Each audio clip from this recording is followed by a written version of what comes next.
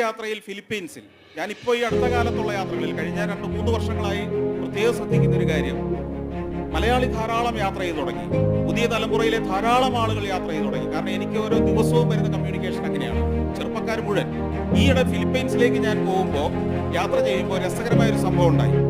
വിമാനത്താവളത്തിൽ മനില എയർപോർട്ടിൽ വെച്ച് ഒരു ചെറുപ്പക്കാരൻ എന്നെ കണ്ട് ഓടി വന്നു. മനില എയർപോർട്ടിൽ കൊലാലംപൂർ ഇന്റർനാഷണൽ എയർപോർട്ടിൽ. അദ്ദേഹത്തിന്റെ പേര് അരുൺ എന്നാണ്. അയാൾ എന്നെ വന്ന് പരിചയപ്പെട്ടു, എൻ്റെ കൂടെ വന്നൊരു ഫോട്ടോ എടുത്തു. അദ്ദേഹം പറഞ്ഞു, സാറിനെ ഇവിടെ വെച്ച് കാണുന്നത് ഞാൻ ഒട്ടും പ്രതീക്ഷിച്ചില്ല, ഞെട്ടിപ്പോയി.